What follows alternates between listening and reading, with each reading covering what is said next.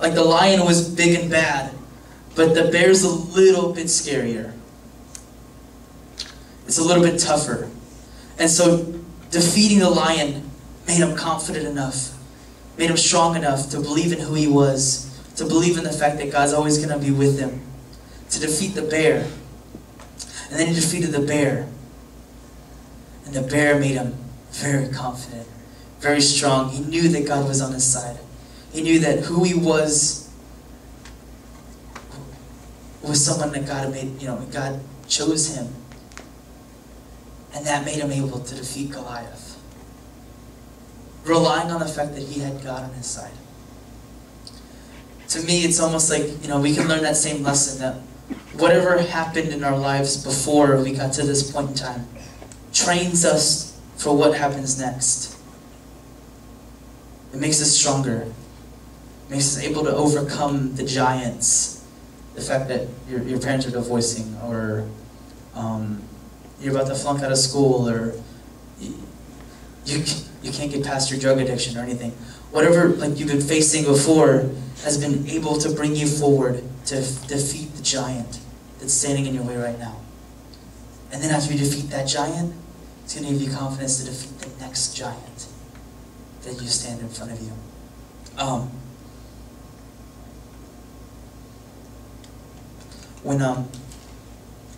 When Saul tried to make David like him, it was almost as if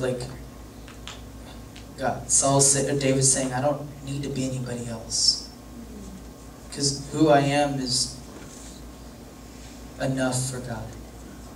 Who I am is enough to do good things. I can do great things just the way I am. I don't have to be anybody else.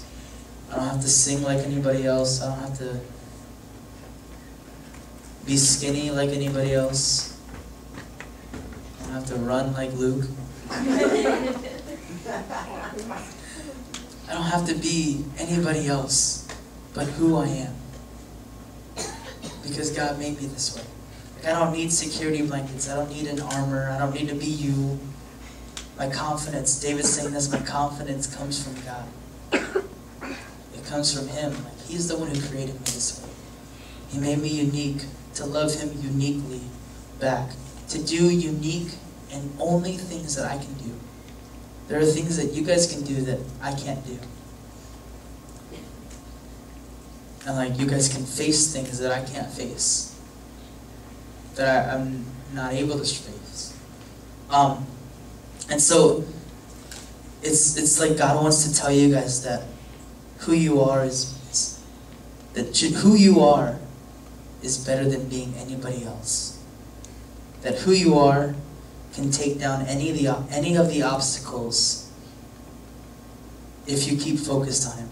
If you keep focused on God, on the fact that He loves you and that He wants the best for you, that He's going to pull you through anything, that He's got you back, like in Deuteronomy 31:6.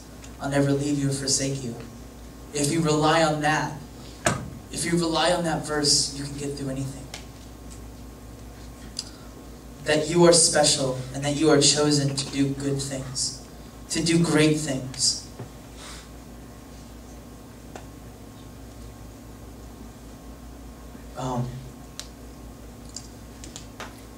First Corinthians 10:13.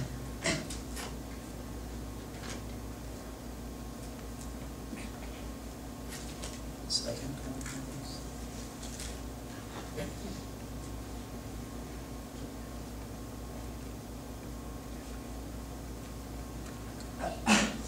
Even I want the pages to turn, they don't turn. I hate that. Anyway, so this goes along with every trial you can face, you can overcome them. And this is why in 1 Corinthians 10:13 it says, no temptation has seized you except what is common to man. And here, listen to this, and God is faithful. He will not let you be tempted beyond what you can bear. But when you are tempted, He will also provide a way out so that you can stand up underneath it. What's really powerful about that verse is whatever I face, God already believes that I can overcome it. God already believes that I can overcome it. No matter what trials in my way. Right there, 1 Corinthians 10:13 just said that God's making a way for me to not only make it through it, but to stand up on it. To stand up on that giant, cut off its head and say, you can't touch me. Because God's on my side. Already within you, God has placed the ability to overcome. You just need to trust in Him. And you need to believe in yourself.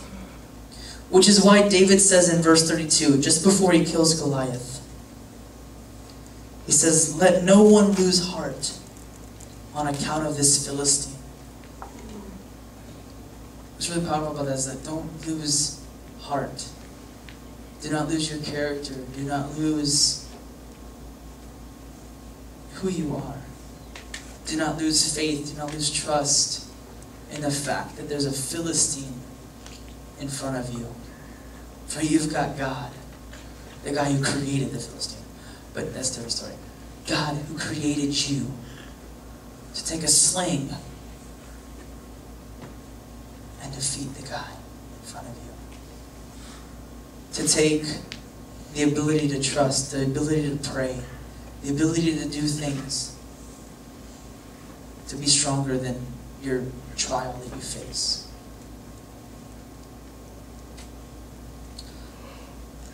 And so, in conclusion, be who God created you to be.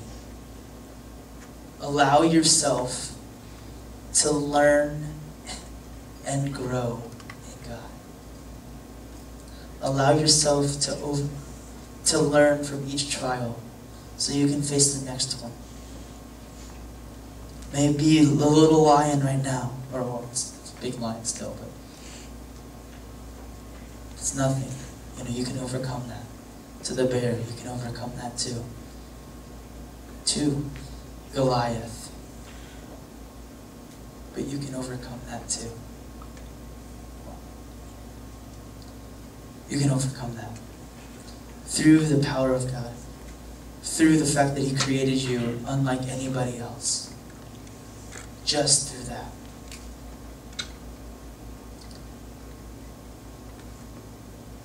So, let's pray. God, I thank you just for who you are. I thank you just for the ability to overcome. That you believe in us enough that we can do great things through you. I pray that you begin to teach us what it means to seek after your own heart, like David. I pray that you teach us what it means to stand up in the middle of a trial. Pray that we learn from our past. That everything you've put in our place is a teaching point for the next stages in our lives. Pray that we trust you in a mighty way. I pray that we discover what it means to trust you. That our faith is not shaken when Goliath stands in our way.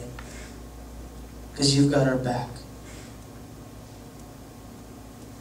Because we know that you said there's nothing we can't overcome. That we can't overcome anything that you've put things in our lives that we can already overcome. We can overcome it already. So I pray that you just allow us to walk in confidence with you. That you love us unique. You love us individually. You love us for who we are. And you just want us to love you in return.